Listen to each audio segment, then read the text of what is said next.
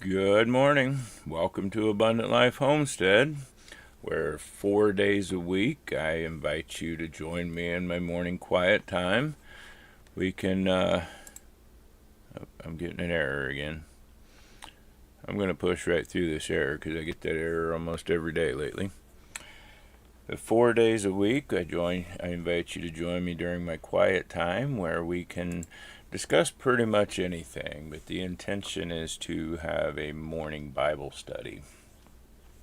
Each week we take the four main passages from the Revised Common Lectionary, and on Monday we study the Gospel passage, on Tuesday we study the New Testament passage, on Wednesday we study the Old Testament, and on Thursday it's a wisdom passage that is more often than not a psalm, but sometimes it comes from other books, especially Proverbs, but most of the time it's a psalm on Thursday. And the way we do this, we take those scriptures and we have an off-the-cuff, unscripted study to take a quick look, get a first understanding, see how the Word is a lamp unto our feet right here, a light unto our path right now, and use that to build a foundation for the day, to be able to make connections to God's Word throughout the day. And give me just a second. I'm going to see if Melinda's coming in. I'm getting an error from YouTube. It happens a lot, but sometimes while I'm getting that error, it says I'm not streaming, and then all of a sudden Melinda will pop up in chat and say she's here.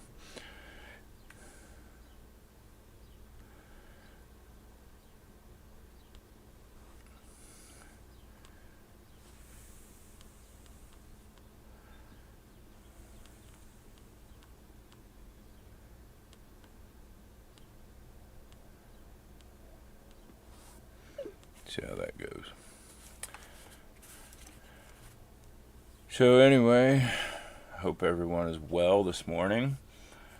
I am extremely tired right now, and I can't blame anyone who slept in today. It was a wild night last night for literally millions of Americans with that storm line that went through. I know for some it came through in the afternoon. The earliest tornado warnings I saw out to the west of us, way out west, was about 2 p.m. our time, and the last ones expired around 4 a.m. And I tell you, when that storm line came through, it was roaring. It was a mighty storm last night. And with us living in a mobile home, often when really bad storms or really high chances of damaging storms happen, we go from our mobile home here on the north side of the property. We all go into Grandma's house on the south side of the property. Much safer there.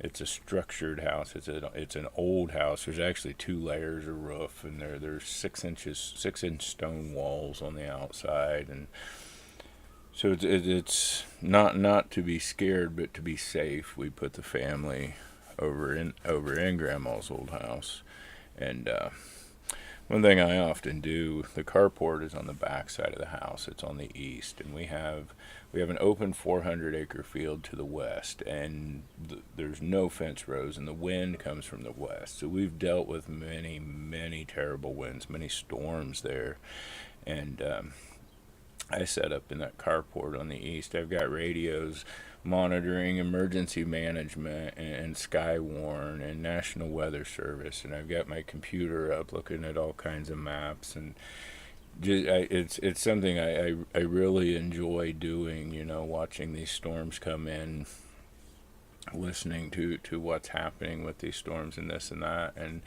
during these storms, I've weathered many terrible storms in that carport, hail and wind, and just all kinds of very strong storms I have weathered through my life in that carport. And last night when that storm front hit was probably the first time not probably, definitely, it was the first time that I've ever been worried about my safety in there. And I grabbed my stuff and took off into the house for at least a little while. I didn't, I know my land very well. I know how the air reacts around us. I know how the storms tend to react around us. I know I know how the very energy in the sky reacts around us, and we're normally very safe. It usually takes a very strong supercell to really come over where we are, because we're it's not a well defined peak, but we're on high elevation and we're between two lakes, and just the way the sky acts around it, it's never been that huge of a problem. But I didn't tell the family last night, but because I didn't want them to have fear. But two things really set me off to run inside. The first was that the rain stopped. The rain stopped before, while the storm line was still coming. I could see it about a mile away coming, and the rain just quit, even though the clouds were in the sky. So it was like something was sucking it up in. But when that 80-mile-an-hour storm line hit, one thing I normally do when I do this setup, I take my army truck over there, I park it at the entrance facing into the prevailing wind, and I was listening to the radio and I'm looking at that army truck, and the truck lifted up. It didn't come off the ground, but the space between the wheels and the body got bigger. I've never seen that happen. That thing is a 6,000-pound truck, and it started to lift in that wind last night. And then, yeah, that was kind of a terrible feeling that, oh, you might not be safe at the moment. Yes, we trust that God keeps us safe, but He also takes us home in His time, and He also, kind of expects us to do things for ourselves, not get out and not do something incredibly stupid to put ourselves in danger. So at that point, I went in the house, and thankfully, thank the Lord, we're all fine. Everything's okay. And that 80-mile-an-hour wind only lasted 45 seconds to a minute, but it was terrible when it come through.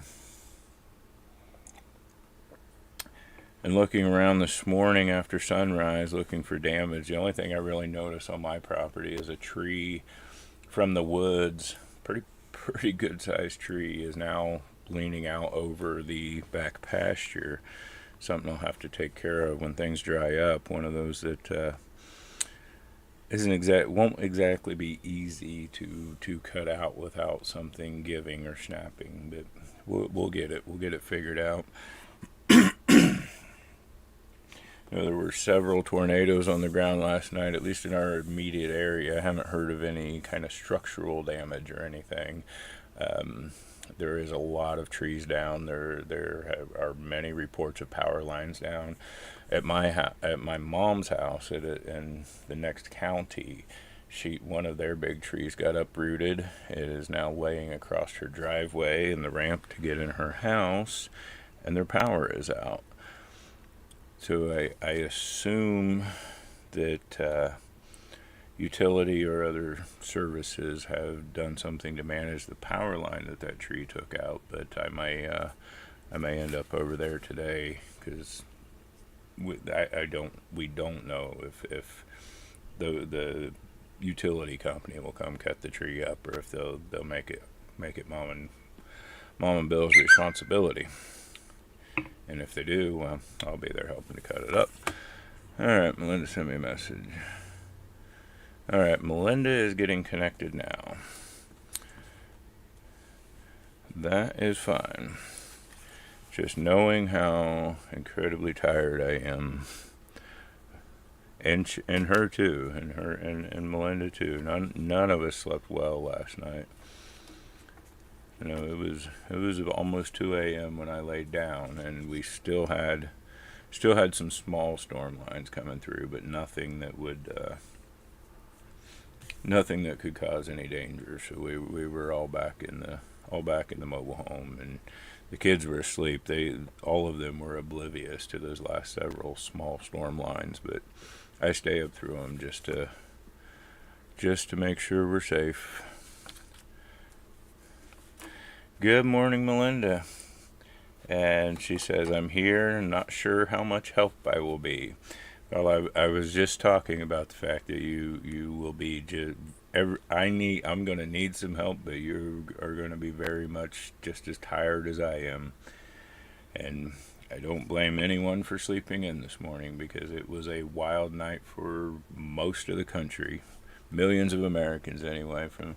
From the time that storm line started producing tornadoes to till the time it quit producing tornadoes, it had been wreaking havoc from in a line from Michiana all the way down to Texarkana. I mean, just huge across the whole country.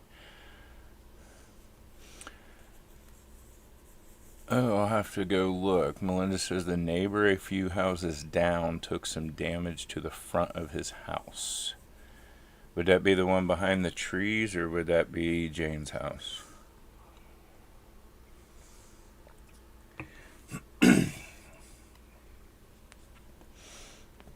So we praise the Lord this morning that we are all safe, and our thoughts and prayers go out to everyone affected by the storm, for sure. And I haven't heard of any serious injury or death that has come out of this, but I did see many pictures of collapsed buildings, even here in Indiana. It was a rough night. So anyway, despite the storm last night, I hope that everyone is well. Health-wise, I hope everyone is well. We will, the one with the flood, oh, okay. Yeah, I may go down there and look. Late morning. Melinda said she's pointing out which of our neighbors' houses took damage, and that's an elderly couple who really don't have anyone. So I may go after the stream, and after I got grandma, after I have grandma going for the day, I may go look and see if they need any help. So 2 houses down, they took some damage last night. Thank you for that, Melinda. So, despite the storm, despite the crazy circumstances we've all been through in the last 24 hours, I think it is a good time to jump into the scripture for the morning. Like I say, on Thursdays we read a wisdom passage. Today's passage is Psalm 126.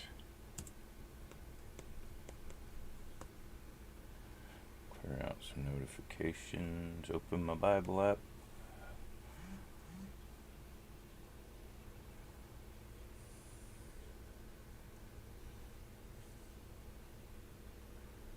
We do Psalm 126.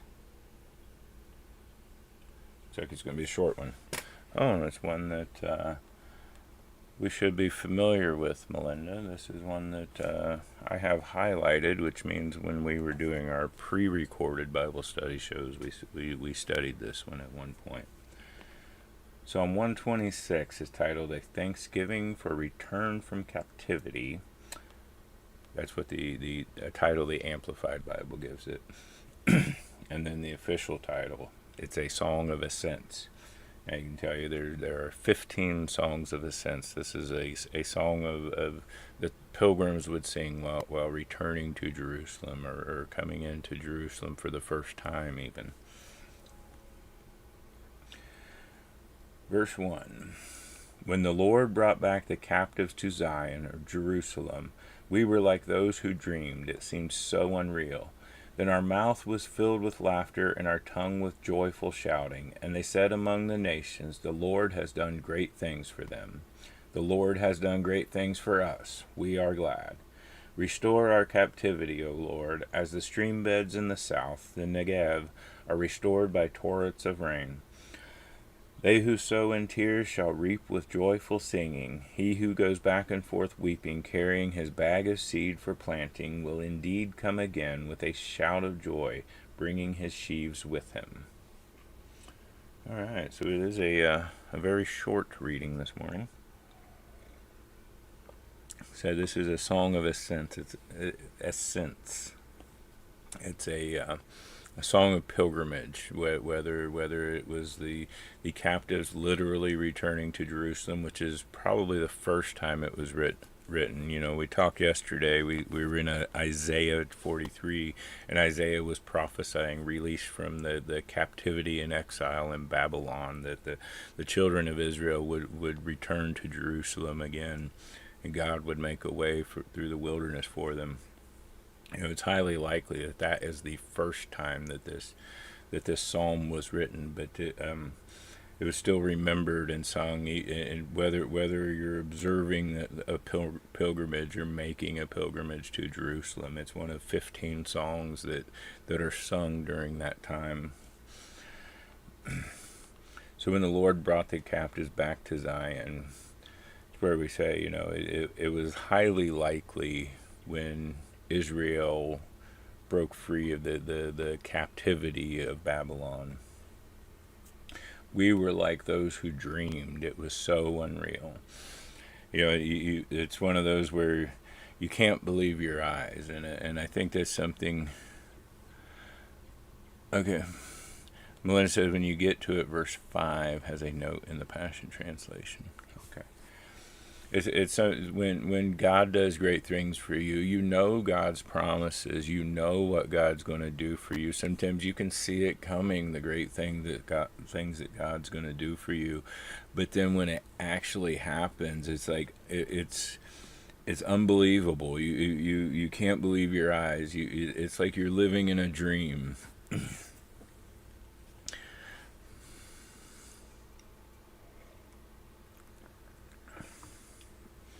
Our mouth was filled with laughter, and our tongue with joyful shouting.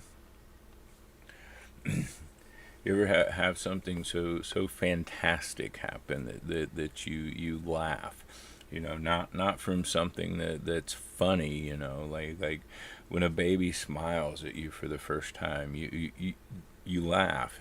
Not because it's comedic, because it's so joyful you can't help yourself. The chuckles come out. You know. God does something so great that the people are filled with laughter and shouting. You know, when your favorite team is the underdog and they win in a single game or even a tournament, you're shouting for joy. Something amazing has happened that you didn't see coming. Something unreal is happening.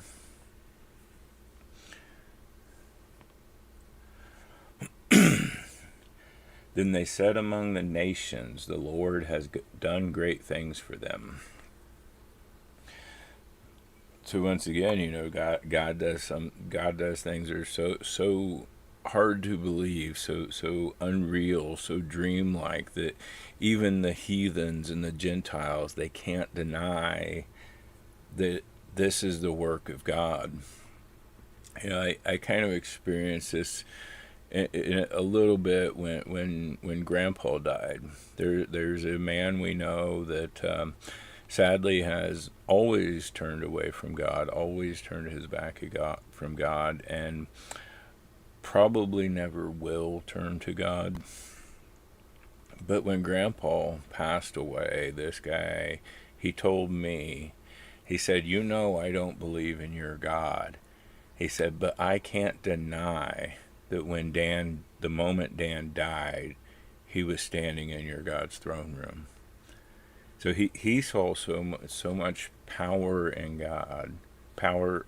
He saw so much of God's power and God's kingdom through Grandpa that he said, I can't deny that your God has done great things, even though to this day, 9-10 years later, after saying that, he still won't turn to God. But he had this moment, just like the nations around Israel could not deny that this was God that led them home. This was God that brought them back to Zion.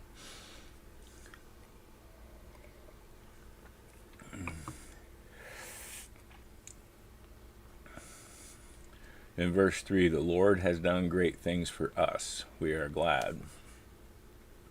So it's interesting in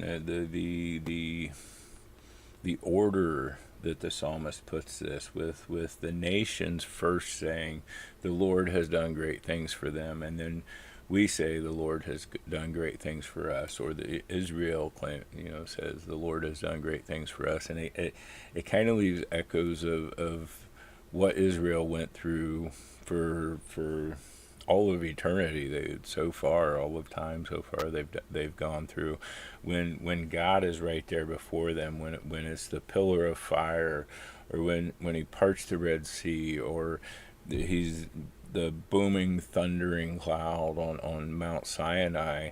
The people are afraid, they're comforted, or whatever. That God is right there. They say that is God.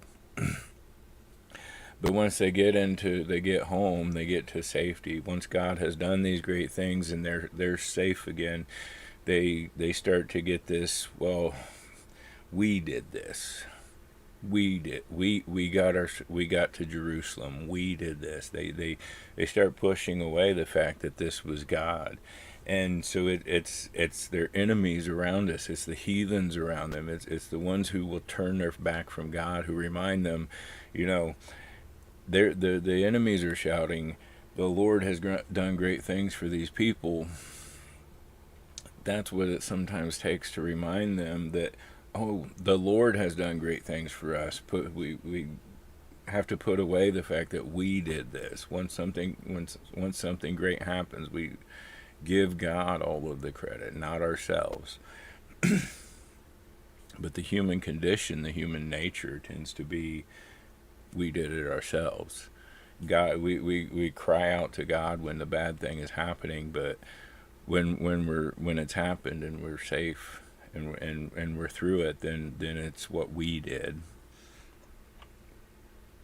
So it kind of echoes that with, and I assume that's the psalmist's intention here, even that the nations shouted it, and so then Israel had to admit it.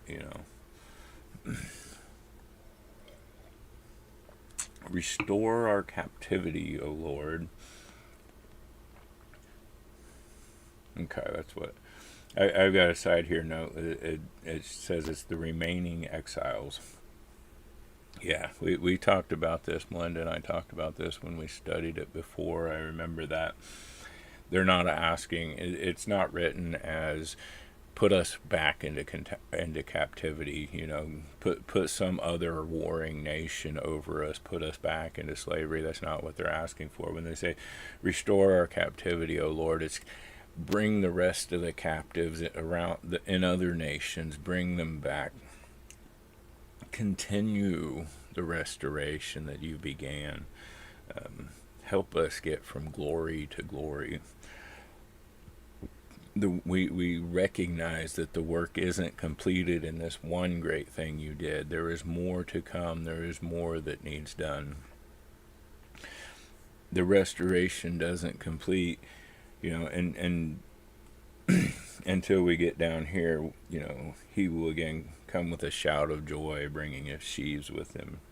We'll get to that in a second, but yeah, it's not saying restore our captivity.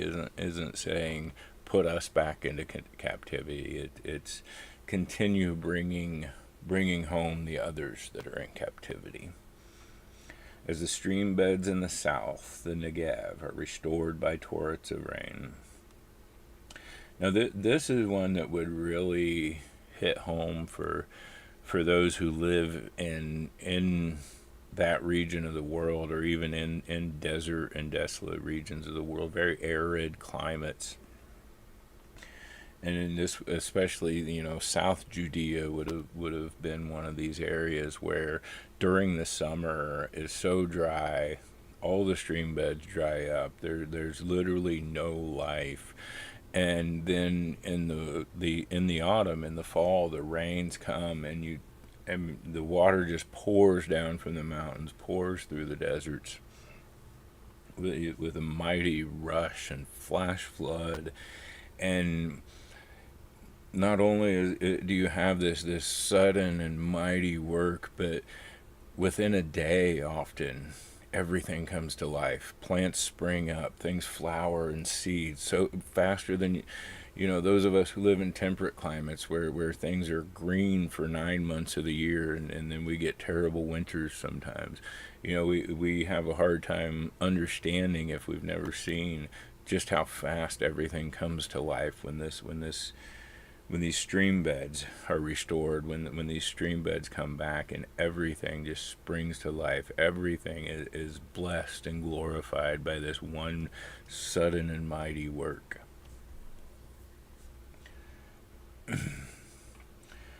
They who sow in tears shall reap with joyful singing.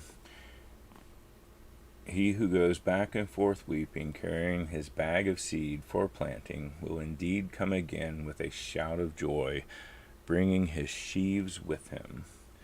So Melinda's telling us the Passion Translation has a note in verse 5, so purposely just read through that part without pausing, because I think we've got plenty of time. I may just read the whole psalm out of the Passion Translation and then check the note there. All right. So in the Passion Translation, it calls this a song of the stairway. So this is the same song, same psalm, different translation. It was like a dream come true when you freed us from our bondage and brought us back to Zion. We laughed and overflowed with gladness. We were left shouting for joy and singing your praise. All the nations saw it and joined in, saying, "The Lord has done great miracles for them." Yes, he did mighty miracles, and we are overjoyed. Now, Lord, do it again. Restore us to our former glory. Many streams of your refreshing flow over us until our dry hearts are drenched again. May the streams of your words are hard sometimes. May the streams of your refreshing flow over us until our dry hearts are drenched again. Those who sow their tears as seeds will reap a harvest with joyful shouts of glee. They may weep as they go out carrying their seed to sow, but they will return with joyful laughter and shouting with gladness as they bring back armloads of blessing and harvest overflowing. So the note Melinda pointing us to is, or sow their seed with tears. We read that in the Passion, or in the Amplified.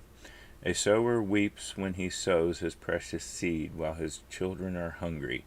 This is a picture of sacrificing what little we have for the harvest to come.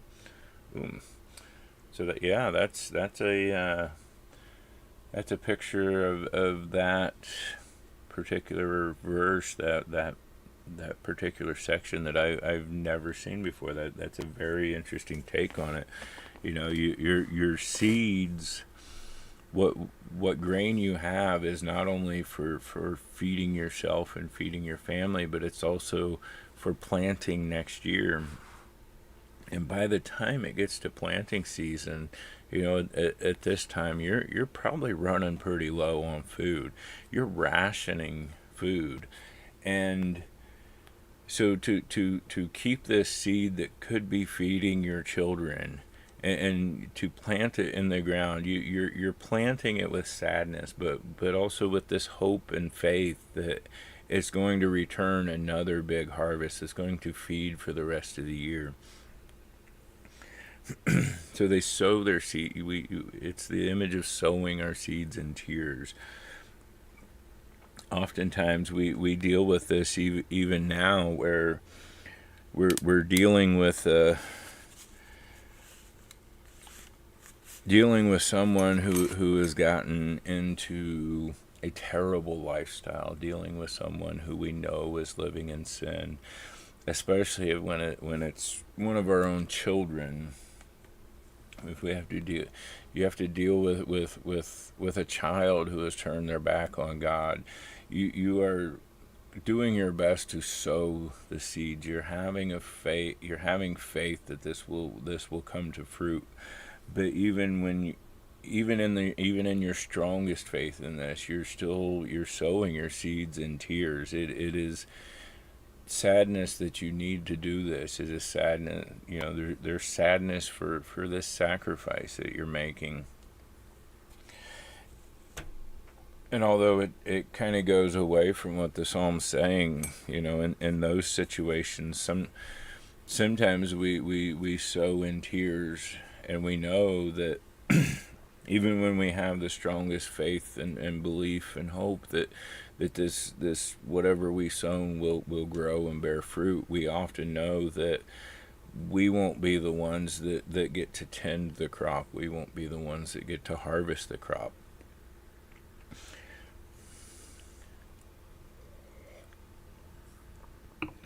And sometimes that could make our sowing sorrowful.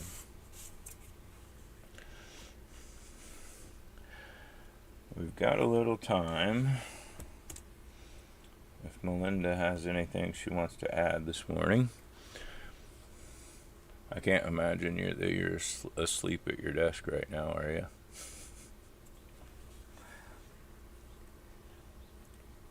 She had a rough night. We all did, but it was rough on us. In total, I probably slept 3 hours.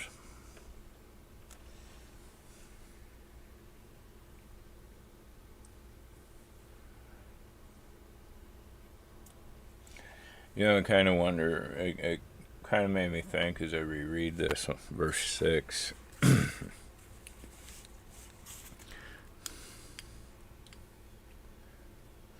They may weep as they go out carrying their seed to sow, but they will return with joyful laughter and shouting with gladness as they bring back armloads of blessing and harvest overflowing. We're sitting here talking about the Israelites returning to Jerusalem, coming out of captivity, but also the fact that this has happened many times. There's many times where they were scattered and brought back, and scattered and brought back, and there's this continuous restoration that needs to be done. And they may weep as they go out carrying their seeds. Sometimes, they going out, ending up in these other nations, ending up in captivity, ending up in exile, ending up scattered in these other nations, around these heathens and pagans and Gentiles. They're out there sowing their seeds and sowing seeds into these other nations, and it's a sorrowful and painful thing, and some of them will never return. But as God places them out there, or they put themselves in this situation where they end up out there, they're still sowing the seeds where if they hadn't sown those seeds, other nations wouldn't be able to say, look at the mighty things your God has done, because the other nations wouldn't know about the mighty things God, wouldn't even know about God to know he had done mighty things. So while they're in these terrible situations, they're sowing seeds into those who are not Jews, who are the Gentiles, those who would come in later. And they return with joyful laughter and shouting with gladness as God restores them, brings them back. They bring back armloads of blessing and harvest overflowing. This is exactly what Christ did.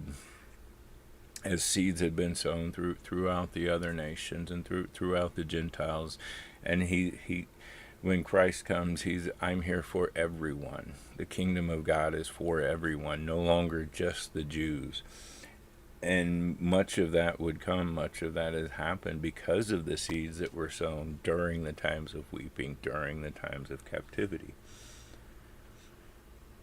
Did that make sense? Melinda says this storm is a good example. The winds were so strong and everything could have been destroyed, but the damage was minimal. Yeah, at least for us, the damage was minimal.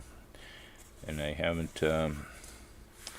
seen a whole lot of reports yet this morning, but I haven't exactly looked. I haven't had time to to see just how widespread it was. But for us, for the safety of where we are, everything, it was very minimal. It's something that when it's over, we can laugh and shout for joy because we were alive and well and undamaged.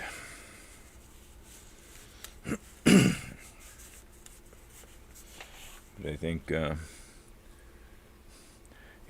always try to not be afraid of it, but always be prepared for it and try to do the smarter things, like putting us in the stone house instead of the mobile home during the bad storms and stuff. But with that the sorrow that is happening, the captivity that is happening, you can see it in the children. The children can't help themselves, especially our youngest. He cries a lot when there's a storm like this, or when we have to do something like, hey, let's go over to Grandma's house. I mean, it's just immediate tears. It's immediate sorrow and worry. It's immediately being held captive. And even then, once he's in there, when the sky starts roaring the way it did last night, all of them feel this captivity. They all of them have the tears, and the one more thing that really set them off last night, I opened the door to the basement just in case radar indicated something, like rotation was going to come our way. I wanted to have it ready. That set them off again, But then there was the restoration when it's over, when the relief, when God has seen us through, even though we trust that God will see us through one way or another, whether we're alive and well or we're suddenly in glory. God's going to see us through, and we try to instill that in the children, just like the children of Israel, though they still feel the pain, the sorrow. And when God sees us through, when there's this sudden release from this captivity, it's a happy and joyous thing, and they're able to sleep very well afterwards. They know that all the worry is suddenly gone. It brings about this harvest of joy.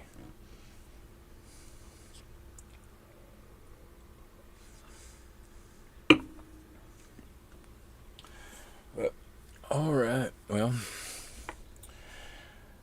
I appreciate you being in here with us this morning, Melinda. I kind of didn't expect you to be. I figured you'd be moving awfully slow once you got to work, but it's all right. Well, you'll make it through the day. So will I and everyone else. We will be blessed and happy one way or another. It's almost 9 o'clock. If you're not familiar with what I do here, full-time caretaker for elderly family members. The only one we have left is Grandma. She's 88 and has some mildly advanced dementia. It's beyond early stages. It's been going on for a while, but so I am her full-time caretaker. And one thing I do is make sure she has all of her meals every day. And one thing that she always wanted, and I continue to do to keep things regular and consistent. If she's awake at 9 o'clock in the morning, I start making her breakfast. I can't imagine she will be awake this morning at 9 because she was up till after midnight sometime, and she doesn't tend to sleep too well in the storms. So. But as it is 9 o'clock, I'm going to check on her, make sure everything's all right, and maybe starting her breakfast. And Melinda says she is, as far as being tired, exhausted, and moving slow. So she already finished her coffee. Well, the pot you made this morning was empty before I ever turned the camera on, which I do just after 8 o'clock. So. Yeah, I've been through a couple cups this morning, chugging it down, trying to get myself moving. It's probably made me a little hyper. But that's all right. I'll take it. So I thank you all for watching. Thank you for joining me today and through this week. Say Monday through Thursday is when we do our show, so we won't be back again till next Monday. And we can take a look ahead here. Take just a minute to look ahead and see. Next week, April the 7th, our Monday gospel reading will be in Luke chapter 22, 14 through 23 and 56. So if you would like to look ahead, go ahead and check out that verse and be ready for Monday morning. Otherwise, until then, there was something else I was going to say. It suddenly hit me and then I completely lost it. But anyway, if I figure it out, I'll let you know. So until then, keep on nourishing your dreams, cultivating your passions, embracing the beauty of God's creation. Hope you have a wonderful and blessed day and weekend, and we will see you Monday.